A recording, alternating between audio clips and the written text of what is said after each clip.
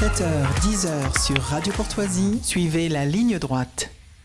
Bonjour Arthur. Bonjour Maud. Vous voulez revenir sur une polémique. Emmanuel Macron va bien tenir un discours à Notre-Dame de Paris. Ouais, c'est Monseigneur Ulrich qui l'a annoncé il y a 2 jours. Je savais qu'il fallait toujours se méfier des noms à consonance teutonique, mais là on n'a pas été déçus. Donc voici le programme. Ouverture le 7 décembre avec prise de parole de Jupiter. On savait que l'archevêque s'y opposait, c'était une bataille, elle a été longue, elle a été rude, mais il a cédé.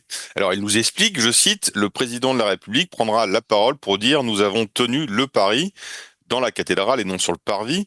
C'était trop compliqué d'imaginer qu'on entasse le monde devant la cathédrale et qu'on rentre, l'affaire était trop longue, a ajouté l'archevêque.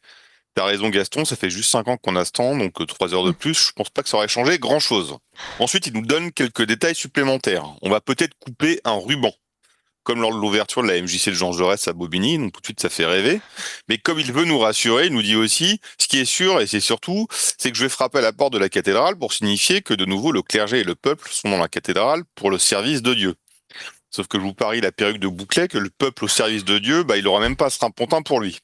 Donc on va se retrouver avec Hidalgo et Dati qui vont jouer des coudes comme des groupies en rut au concert de Justin Bieber, que toute la clique de Starlet auront leur blaze tagué sur les nouveaux bancs de la maison paternelle.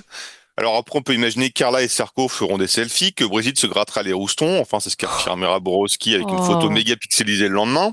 Oudéa Castéra, elle va débarquer avec une combinaison néoprène persuadée qu'on pourra sauter des tours dans la Seine. Mélenchon, lui, va organiser une contre-manif avec bonnet phrygien et guillotine portative, pendant que Delogu brandira une pancarte écrite en hiéroglyphes. Je vous raconte pas le bordel.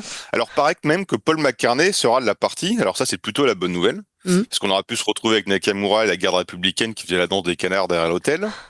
Mais ce qui est quand même fou dans cette affaire, c'est que toutes ces belles âmes nous les brisent depuis des siècles avec la loi de 1905, en nous rabâchant que le monde d'avant est fini, que la France chrétienne n'est qu'un fantasme d'extrême droite. N'empêche, on n'aura jamais vu autant de monde se précipiter dans une cathédrale. On pourra peut-être leur rappeler 2-3 trucs. Par exemple, qu'une cathédrale, c'est pas un musée, c'est pas une photo sur une carte postale, mais c'est juste que le génie des hommes a fait le plus beau pour s'approcher du ciel. Et que c'est Notre-Dame, si vous voulez, c'est le point zéro des routes de France. C'est l'un des 3 édifices cardinaux de notre histoire religieuse, aux côtés de Reims et de Saint-Denis, évidemment. Que c'est ni un temple à la gloire de Jupiter, ni un monument historique, mais juste la maison de Dieu. Donc, c'est-à-dire que la cathédrale a été construite pour cela, c'est fait pour l'Eucharistie, et si elle existe, c'est uniquement pour célébrer le mystère chrétien. Et que si Notre-Dame appartient à tous, c'est aussi parce qu'elle symbolise cette forteresse qui abrite notre âme et notre cœur, où se niche le Christ. Mais on devine, bien évidemment, derrière l'idée d'un Macron et de sa clique, vouloir arracher les églises à leur vocation cultuelle, c'est-à-dire faire subir à Notre-Dame le même sort que l'église Sainte-Geneviève, à savoir la transformer en panthéon, c'est-à-dire un temple des courants d'air où on abrite quand même quelques souillures.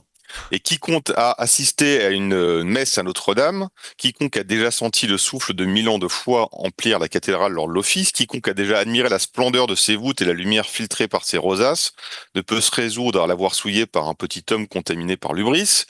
Jupiter aura dû relire Saint François d'Assise, admirable grandeur, étonnante bonté du maître de l'univers qui s'humilie pour nous au point de se cacher dans une petite hostie de pain. On est très loin de l'humilité de Dieu. Eh bien, merci beaucoup Arthur de Vatrigan. Alors, ça me permet d'enchaîner avec une autre, je ne sais pas si on peut dire polémique, en tout cas un débat, c'est le fait de payer l'entrée de Notre-Dame. Vous êtes pour ou contre, vous ? Contre, évidemment. Contre, évidemment. Pourquoi ?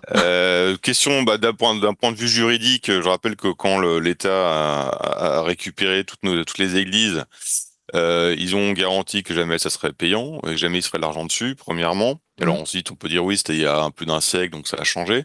L'église une église, c'est quand même fait aussi pour les plus pauvres. Alors pour rencontrer Dieu évidemment, mais aussi parce que ce sont des musées gratuits. Faut pas l'oublier, on abrite quand même quelques chefs-d'œuvre dans nos églises, dans nos cathédrales, et c'est un endroit justement où les plus pauvres peuvent y accéder sans payer. Donc je vois pas l'intérêt ni philosophique, ni religieux, ni juridique de faire payer. Et ensuite, encore une fois, c'est pas les dizaines de millions d'euros dont on a besoin ou les centaines de millions d'euros pour essayer d'entretenir nos églises, c'est pas en faisant payer l'entrée Notre-Dame qu'on pourra le faire. Il y a beaucoup d'argent à récupérer ailleurs, mais comme d'hab, on le fait pas. Mais on fait comment justement pour tenter de rénover et de restaurer les églises, si c'est pas en faisant payer Je sais pas, on peut piocher dans les budgets de l'État. Oui. Il y a d'autres budgets. Je sais pas, par exemple, quand on a le budget mission asile et immigration, c'est un 2,5 milliards par an. Peut-être qu'on peut Oui. se dire, on va en piquer 700, 800 millions pour réhabiliter nos églises. Parce que les Victor Hugo du Sahel et leur babouche, c'est sympa, mais c'est pas ça qui va entretenir la culture française. C'est pas ça qui va faire rayonner Mm. la France. Mm. Donc voilà. On peut faire une comparaison avec la communauté musulmane, par exemple, qui sait se souder pour financer la construction de mosquées, les entretenir, etc. Est-ce qu'on manque pas un Ils sont peu de surtout cette... financés par l'étranger, Alors, faut pas oublier. oui, bien sûr, mais est-ce qu'on manque pas La aussi de cette Turquie, le Qatar. solidarité côté catho c'est une question comme ça, hein, mais que je vous pose. Si, non, mais en fait, il y en a une. Alors déjà, elle se met moins en avant. Il y en a une, évidemment, dans des églises de campagne. Vous avez souvent, ouais, souvent, en tout cas, ça arrive que des personnes laissent une partie de leur héritage pour réhabiliter l'église de leur village. Ouais. Ça arrive évidemment. Vous avez le denier du culte tous les ans au moins qui sert aussi à entretenir les églises. Mais après, encore une fois, en 1905, faut se rappeler que la loi de 1905, c'est autre chose que la laïcité ou la loi d'interdiction contre le voile de 2004. Mm. On entend nos copains musulmans qui passent leur temps à chouiner. C'était un peu plus violent. On a eu des spoliations, il y a eu des violences. Et au final, le principe était que l'État récupérait nos églises pour les financer. Donc on va pas un siècle plus tard leur dire, ça nous a bien arrangé évidemment au cours de l'histoire, je pense, mais on va pas dire aujourd'hui, les mecs, maintenant c'est à vous de payer. Bah non, en fait, vous entretenez ce paysage français, les cathédrales, Notre-Dame, les basiliques, c'est le patrimoine français. Ouais. Les gens, ils viennent pas à Paris pour visiter une mosquée ou sinon la grande mosquée, mais c'est tout, Mm. ou des BHV. Ils viennent aussi parce que c'est un tapis de cathédrale et un tapis de basilique. Merci beaucoup Arthur de Vatrigan. À la semaine prochaine.